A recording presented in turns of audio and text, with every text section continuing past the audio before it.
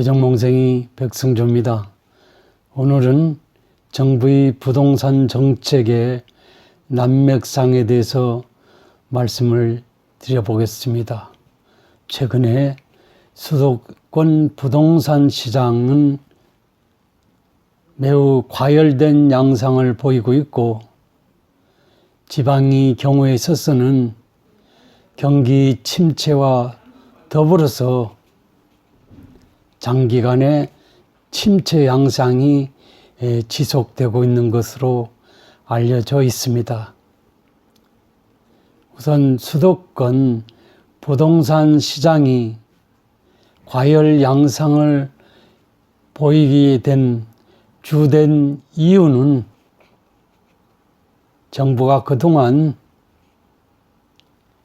시장의 흐름을 외면하고 인위적으로 분양가 상한제 등 규제 정책 일본으로 시장을 통제할 도량으로 강수를 둔 결과 현재 통제 불가능할 정도로 심각한 과열 양상을 보이고 있는 것으로 알려져 있습니다. 저는 이런 상황에 대해서 그동안 정부가 너무 과잉 의욕에 사로잡혀가지고 정부의 힘에 의해서 시장을 억제, 통제할 수 있다라고 하는 그런 착각 속에서 규제 일변도로 대처한 결과가 아니냐 하는 그런 생각을 해봅니다. 무슨 말이냐면 국민의 부동산 수요와 공급에 대한 흐름 자체를 정부가 조절 통제함으로써 부동산 시장이 원만히 흐름이 유지될 것이라고 하는 그런 착각 속에서 정책을 추진한 결과라는 점에서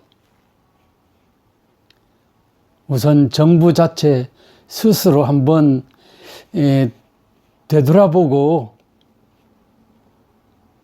그 후속적인 조치들을 좀 제시하는 것이 올바른 대처 방법이 아니냐는 그런 생각을 해봅니다. 이런 수도권의 부동산 과열 양상에서 국민들의 목소리는, 언론들의 보도의 요지는 부동산 시장 심리를 무시한 초강수 규제 정책들을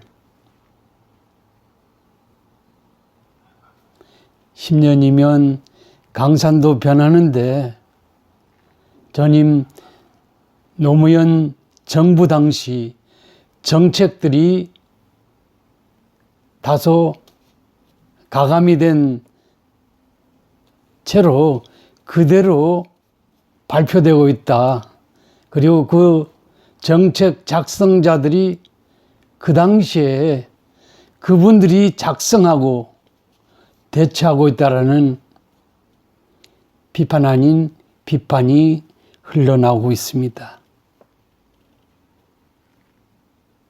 이것은 저희가 물론 지난 방송에서 말씀드렸습니다마는 소위 그 시장의 근본 원리로서 보이지 않는 소위 자율적인 통제 기능을 무시하고 정부의 힘만 믿고 모든 것을 일거에 얻으려는 아니한 정부의 어떤 그 대책 지상주의가 빚어낸 악순환이 재발되고 있는 것이 아니냐는 그런 말씀을 드려볼 수 있을 것 같습니다. 오늘 아침 뉴스에서는 최근에 정부의 초강수 과열 양상 억제 대책들이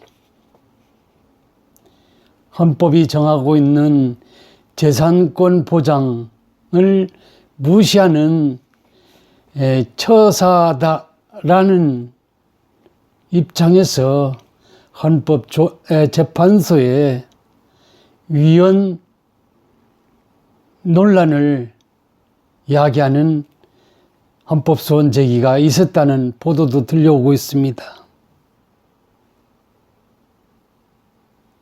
어떻든 제가 보건대는 노무현 정부에 있어서의 상황에 비추어서 이번의 경우도 가격은 내리지 않을 것이다. 지금 고점에 와 있는 가격 수준이 그대로 유지됨으로써 서민이나 청년층의 내 집 마련의 꿈을 빼앗아가는 그런 결과만이 남게 될 것이다라는 그런 생각을 해보지 않을 수 없습니다. 다시 말해서 현재 폭등하고는 그 시세가 그대로 고착화될 가능성이 커 보인다는 그런 말씀을 드려보겠습니다. 그리고 최근에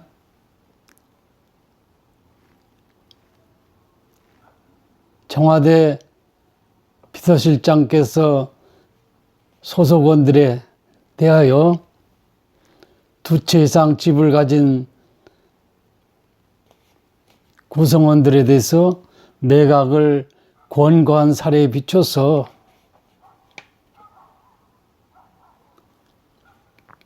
수도권 시장의 아파트 폭등 사태는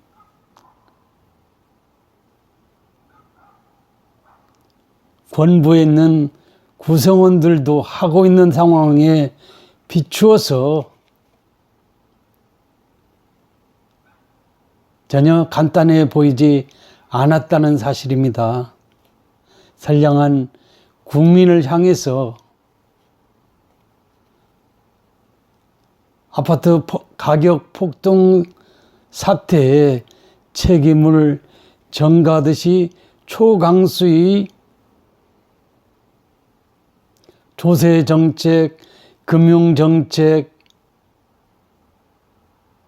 등등 이런 강수를 두는 것은 너무나 속이 보인다고도 말하지 않을 것입니다. 부동산 가격의 흐름, 지속 가능성이 있고 도도할 수 있기 때문에 쉽게 단기에 어떤 처방전에 의해서 쉽게 열기를 시킬 수 있는 그런 것은 아니라고 본다면 근본 원인을 한번 찾아보고 그 처방전을 장기 대응책으로서 제시하는 것이 옳지 않느냐는 그런 생각을 해봅니다. 그동안 현 정부가 부동산 정책과 관련해서 17번 반복적으로 제시를 했다고 그러는데 제가 알기로는 주로 통제적, 규제적 그런 정책들이 일반적이었다는 것입니다. 시장 순응적이고 장기적이고 그런 것이 아니라 단기적으로 의도적으로 정부의 힘을 빌어서 보이지 않는 시장을 보이는 권력에 의해서 누그러뜨리겠다라는 그런 일방적 선언이 초래한 결과가 현재 수도권 지역의 아파트 가격 폭등 사태, 그렇게 해서 촉발된 것이 아니냐는 그런 생각을 해봅니다. 그리고 최근에 이 아파트 가격 폭등 사태에 비춰서 드러나고 있는 정책 효과의 문제라면, 어떤 특정 목적을 위해서 특정한 규제적 정책을 시행할 경우 설령 그 당초에 의도된 정책 목적이 달성될 수 있을지 몰라도 나머지 수반되는 그런 여러 가지 어떤 그 부동산 관련 이런 그 효과들에 대한, 그리고 하나의 목적을 위해서 추진된 정책에서 부수되는 막아 튀어나올 수 있는 뭐 그런 것을 차단하기에는 현 정부들로서 17번에 걸쳐 가지고 그런 상황이 반복되고 있다는 사실, 이것을 어떻게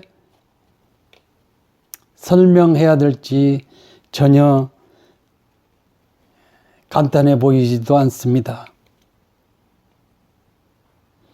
물론 정부가 서민을 위하고 약자를 위하고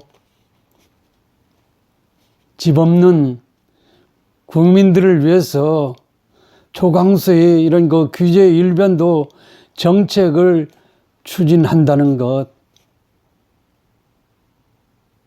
물론 나름의 설득 논리를 제시할 수는 있어도 대한민국이 현재는 그런 규제가 먹히는 세상이기보다는 선진 자본주의 질서, 정부가 의도하든 안 하든 국민이 내리 쏘개는 선진 자본주의 하에서 부동산 문제도 그런 시장 경제 질서에서 도도하게 수요와 공급이 원칙에 따라서 가격이 형성되는 것을 원하는 고도의 산업사회에 대한민국 국민들이 살고 있다는 이 점을 정부가 무시하거나 한다면 어떤 강수의 규제적 초강수 정책을 추진하더라도 부동산은 때려잡을 수 없는 정부의 실패로 귀착될 수밖에 없지 않느냐는 그런 생각을 해봅니다. 그 다음으로 언론 보도에 따르면 현재의 부동산 과열 양상 전임 정부의 탓을 노골적으로 드러내고 있는데, 정부의 계속성이라든지 시장의 흐름을 우리가 다소 이해하는 그런 정부라면, 관료들이라면 그런 남의 탓 논리는 바람직하지 않다는 것입니다. 시장의 정상적인 흐름을 거역하는 현 정부의 과도한 규제 정책의 역효과의 파장이 현재의 과열 양상이라는 점을 한번 되짚어 보면 어떨까 하는 그런 말씀을 드려보겠습니다. 게다가 어제 발표에 따르면 소위 보유세 인상이라든지 아파트를 담보로 한 15억 이상의 대출 규제 정책들,